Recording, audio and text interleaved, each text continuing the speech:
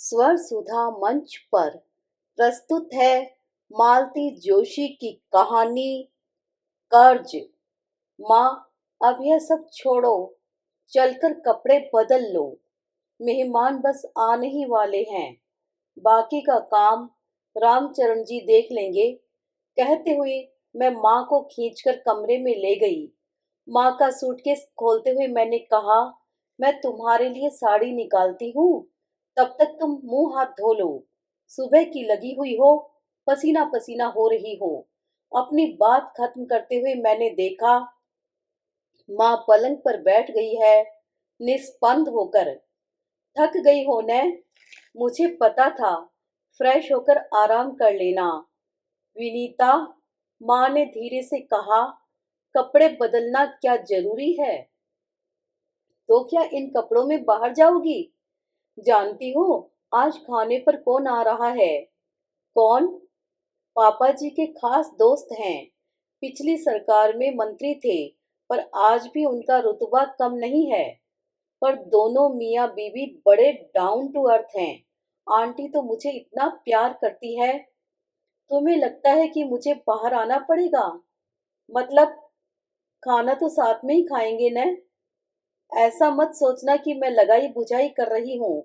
पर तुम लोग 2-3 दिन नहीं थे तो मेरा खाना कमरे में ही आ जाता था, चाय और नाश्ता भी। क्या बात करती हो? सच कह रही हूँ। रामचरण कहता था, साहब लोगों का कोई टाइम टेबल नहीं है। अम्मा जी, आप तो समय से खा लिया करो। अब इतनी अकल तो मुझ में भी है कि यह बात वो अपने मन से तो नहीं कहता होगा। मन से कहा होता तो कभी तो कोई पूछता कि बहन जी आपका खाना हो गया।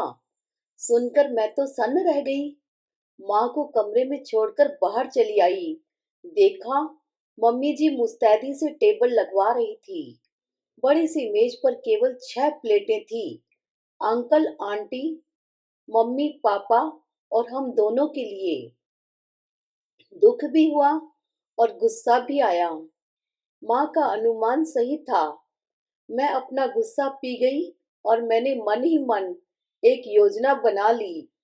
उसके तहत अपनी प्लेट चुपके से हटा ली। मेहमान आकर बैठ गए और मैंने खाना परोसना शुरू किया। सब कुछ परोसा जा चुका तो मम्मी जी मिश्री घुले स्वर में बोली, विनीता बेटे, आओ तुम भी आ जाओ। अरे, तुम्हारी प्लेट कहाँ है? मम्मी जी, मैं बाद में खा लूंगी। रामचरण जी अकेले सब संभाल नहीं पाएंगे। मैं बाद में माँ के साथ खा लूंगी। वे अकेले खाएंगी तो अच्छा नहीं लगेगा। तुम्हारी माँ आई हुई है? आंटी ने पूछा। हाँ आंटी, मैं अपना थीसिस सबमिट करने के लिए भोपाल आई थी। हम दोनों ही संध्या काल आ गए थे, तो मैंने कुछ दिनों के लिए माँ को बुला लिया था। संभालने वाले तो हैं, और घर का कोई हो तो अच्छा रहता है। मम्मी जी को तो घर बार दोनों ही देखना पड़ता है न। तो अपनी माँ को बुलाओ न, साथ में खाएंगे।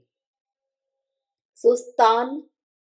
आंटी जी, दरअसल वो अभी अभी गैस के पास से हटी है न, तो थोड़ा सुस्ताना चाह रही हैं। बात क्या हुई कि आज सुबह सुबह हमारे महाराज जी के गांव से खबर आ गई कि उनकी माँ नहीं रही। उन्हें तुरंत जाना पड़ा, तो आज का खाना एक तरह से माँ ने ही बनाया है। अकेले रामचरण जी के बस की बात नहीं थी। महाराज जी की माँ नहीं रही, ये तो बुरा हुआ। अंकल बोले, पर मैं इसे इत्तेफाक मानता हूँ। नहीं तो इतना लजीज खाना कचौरियाँ खाने को कैसे मिलती। आज तो मेरी माँ की याद ताजा हो गई। इतने मुलायम दही बड़े पहली बार खा रही हूँ। आंटी बोली, गाजर का हलवा भी A1 बना है। अंकल बोले। सुनकर मुझे खुशी हुई कि चलो, माँ की मेहनत सार्थक हो गई।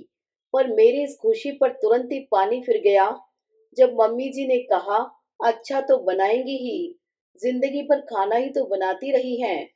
लगा जैसे किसी ने मेरी छाती में घूंसा जड़ दिया हो। मैं तिलमिला उठी। आंटी ने कहा, शारदा, खाना तो सभी औरतें बनाती हैं, पर सबके हाथ में ये स्वाद नहीं होता। मम्मी जी कुछ कहें इससे पहले मैंने कह दिया, आप समझी नहीं आंटी जी। मम्मी जी के कहने का मतलब यह था कि माँ जिंदगी भर टिफिन सेंटर चलाती रही हैं, एक्सपर्ट तो होंगी ही। Tiffin centre? आंटी ने पूछा। हाँ आंटी जी, हम लोग बहुत छोटे थे जब हमारे पापा नहीं रहे। माँ ने टिफिन सेंटर चलाकर हमें पाला है। मेरे दोनों भाइयों ने उनकी मेहनत को सार्थक कर दिया। बड़े भाई डॉक्टर हैं और छोटे भाई फिजिक्स के प्रोफेसर हैं। एक मैं ही फिसड्डी रह गई, सिर्फ एमए। फिसड्डी क्यों? पीएचडी हो तुम? पापा जी ने कहा। पापा जी, अभी तो थीसिस सबमिट की है, डिग्री मिलेगी तब न पीएचडी कहलाऊंगी। तुम्हारी पीएचडी को कोई रोक नहीं सकता। आज से अपने नाम के आगे डॉक्टर लिखना शुरू कर दो, अंकल जी ने कहा। और फिर बातों का ट्रैक बदल गया। खाना सानंद संपन्न हुआ। सौंफ इलायची खाते हुए डॉक्टर आंटी बोली, अरे बहू रानी, अपनी माँ से तो मिलवाओ। मैंने दरवाजे पर दस्तक दी। माँ ने दरवाजा खोला और बाहर आई। क्रीम कलर की साड़ी में वह इतनी ग्रेसफुल लग रही थी कि जी खुश हो गया। मैं परिचय करवाती, इससे पहले ही आंटी ने उन्हें गले से लगा लिया। बहन जी, किस किस बात की तारीफ करूं? आपकी साड़ी की, आपके खाने की, या आपकी बिटिया की? सच, बहुत प्यारी लड़की है। बहुत अच्छे संस्कार दिए आपने अपनी बेटी को, माँ ने विनम्र भाव से कहा। अब वह मेरी कहाँ रही, जैसी भी है अब आपकी है। बिल्कुल ठीक कहा आपने, अब तो यह हमारी प्यारी बहू रानी है, कहकर आंटी ने मुझे गले से लगा लिया। फिर बोली, माँ को लेकर एक दिन घर आओ न। आंटी जी, ये मेरे हिस्से आती कहाँ हैं? 4 दिन के लिए किडनैप करके लाई हूँ।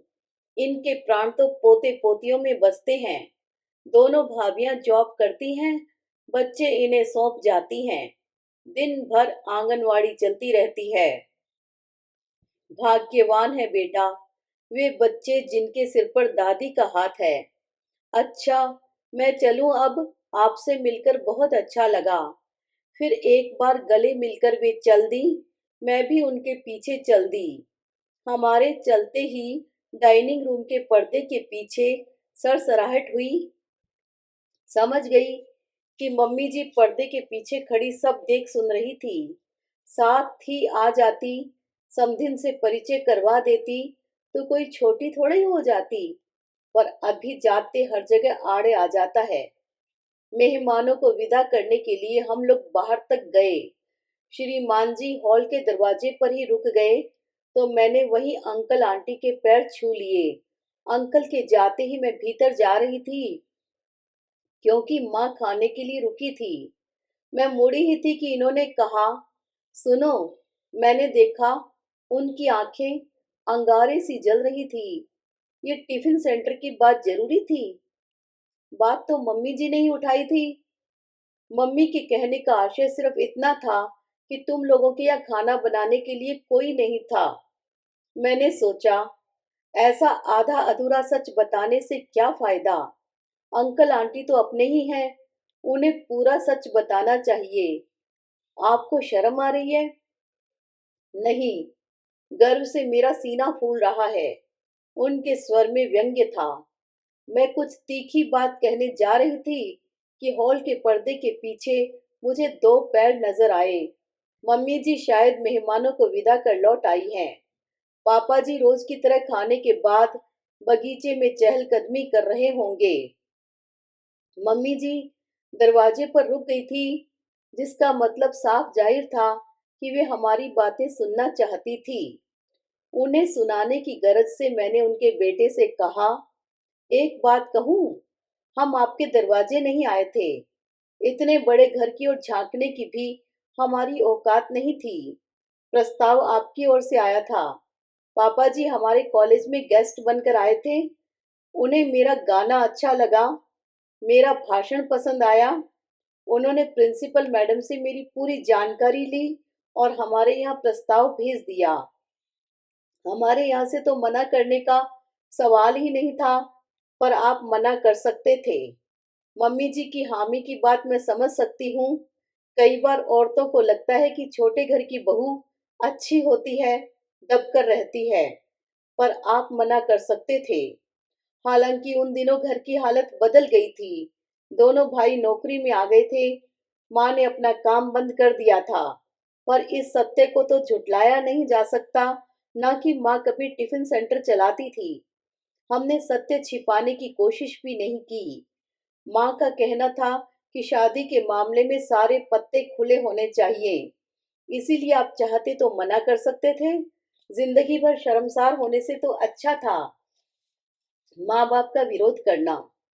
तुम्हें कभी शर्मिंदगी महसूस नहीं हुई? नहीं। I am proud of my mother. उन्होंने जिस मेहनत और दिलेरी से हमें बड़ा किया है, उस पर मुझे गर्व है। किसी भी संतान को गर्व होगा।